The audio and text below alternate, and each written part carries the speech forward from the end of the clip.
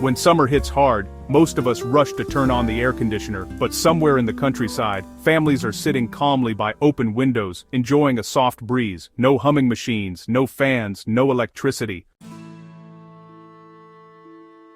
The Amish have lived through centuries of sweltering heat, yet they remain comfortable without ever owning an air conditioner. How do they do it?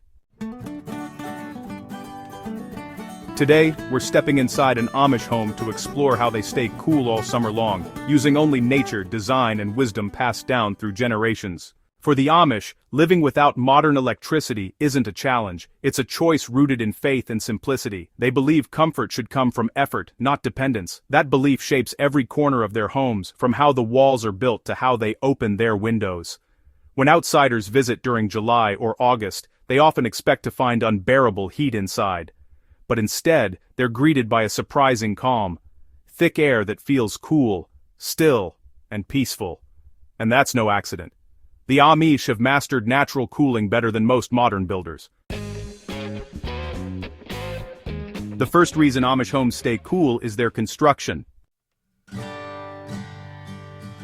Unlike modern homes made with lightweight drywall and insulation panels, Amish houses are built thick, literally. Many use solid wood or hand-laid bricks that absorb heat during the day and release it slowly at night. This natural insulation keeps the temperature steady. In summer, the walls block harsh sunlight and trap the cool night air. In winter, the same walls do the opposite, keeping warmth inside. You could say the walls themselves breathe with the seasons. Some Amish builders even design double-layered walls with air gaps between them. This old-fashioned trick, known as thermal buffering, prevents outside heat from penetrating the living spaces too quickly. It's a system so effective that even modern architects now study Amish construction for sustainable design ideas. When an Amish family builds a new home, they don't just pick a random spot. The layout is intentional. They study where the sun rises and sets before construction even begins. Most Amish homes are built with their longest walls facing north and south, a centuries-old practice that controls sunlight exposure. This simple alignment ensures that in summer, when the sun is high, the direct heat never floods the main living areas, but in winter, when the sun is lower, that same light helps warm the home naturally.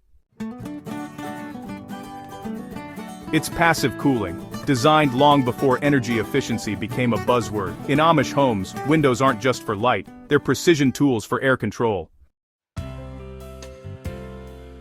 Large, double-hung windows are positioned across from each other on opposite sides of the house. When both are opened, cross-ventilation begins. Cooler air flows in from one side, while warm air escapes through the other. But the real genius is how they time it. Early in the morning, windows are opened wide to let in the fresh, cool air. Around noon, as the sun climbs higher, they're partially closed and shaded with curtains or wooden shutters. Then in the evening, as the air cools again, everything is opened once more. This rhythm, open, close, rest, keeps air circulating without losing the coolness stored inside the house. Many Amish families also install venting transoms above interior doors, allowing airflow between rooms even when doors are closed. While most people buy blackout curtains from a store, Amish families make their own, often from thick layered fabric or handmade quilts. These aren't just for decoration, they're placed strategically on sunny windows during the day to block radiant heat, then removed at night to invite the cool air in. Some even use simple burlap or muslin curtains dipped lightly in cold water. As the water evaporates, it cools the surrounding air, a natural form of air conditioning that costs nothing and uses no energy. The combination of fabric, timing, and craftsmanship gives each home a personal cooling rhythm. It's all about balance, not battling the heat, but working with it. One of the most fascinating parts of Amish cooling systems lies underground. Many homes have root cellars, large stone-lined chambers built beneath the house or barn. The temperature inside rarely rises above 50 degrees Fahrenheit, even during the hottest months. Here, food, milk, and even butter stay naturally cool all year long. But for true summer heat, there's something even more impressive. The ice house. During winter, Amish families cut massive blocks of ice from frozen ponds and store them in insulated sheds packed with sawdust or straw. The insulation slows the melting, allowing the ice to last well into summer. When heat becomes unbearable, small blocks are brought indoors and placed near windows to create cool air currents. It's the original version of air conditioning, completely off-grid, entirely sustainable, and surprisingly effective. If you've ever seen an Amish barn, you've probably noticed the little vents or open ridges near the top. Those aren't decorative, they're vital.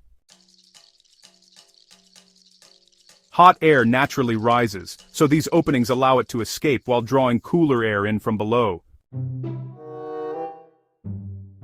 Amish homes often follow the same logic. Upper floors may have small attic vents or cupolas that let trapped heat out.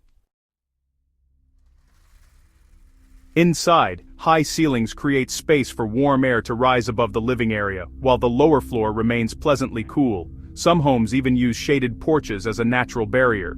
The roof keeps the direct sun off the main walls while the open air underneath provides constant breeze circulation.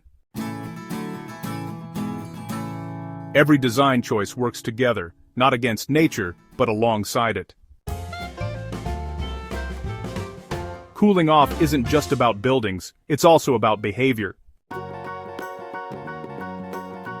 Amish clothing may look heavy, but it's designed with natural fibers that breathe better than synthetic fabrics. Linen, cotton, and light wool allow airflow and wick moisture away from the body. Wide-brimmed hats and bonnets provide shade without trapping heat, and many families adjust their routines around the temperature.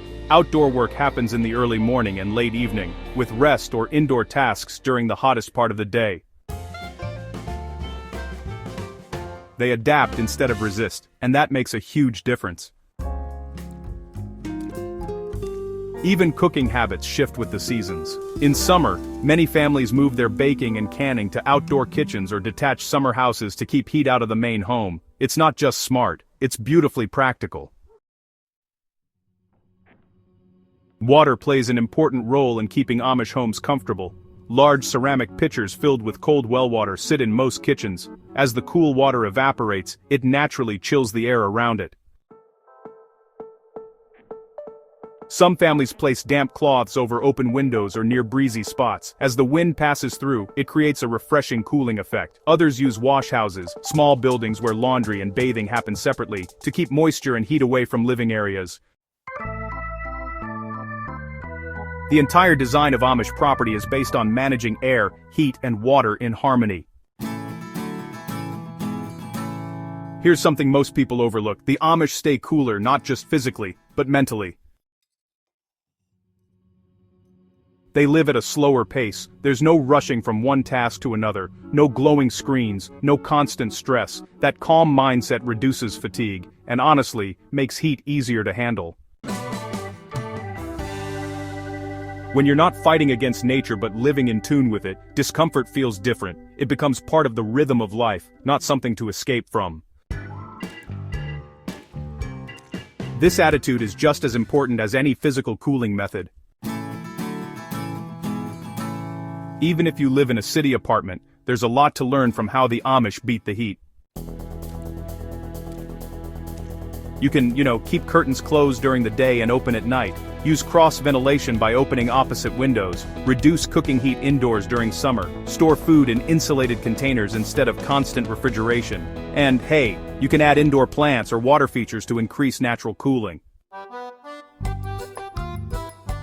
These small adjustments can cut your energy use dramatically and give your home a calmer, more natural feel. In the end, it's about changing habits, not buying more devices. For the Amish, staying cool is also a lesson in humility. They see every summer as a reminder that nature provides all we need if we just learn to use it wisely. Instead of, conquering the heat with machines, they manage it through patience, community, and thoughtful design. Every breeze, every shadow, every cool sip of well water, it's all a gift from creation itself. That awareness transforms discomfort into gratitude. When you stand in an Amish home on a hot July day, you realize something powerful. They don't escape the heat, they understand it. Thick walls whisper silence, cool floors calm bare feet, the air smells of wood, bread, and stillness. There's no hum of air conditioners, no electric fans, just the gentle music of nature doing its work. And that's the beauty of it. The Amish have proven that comfort doesn't have to come from consumption. It can come from wisdom, patience, and the quiet partnership with the earth itself. So maybe the next time summer rolls around, you'll open your windows a little earlier, slow down a little more, and remember, coolness is not just something you feel, it's something you create, naturally.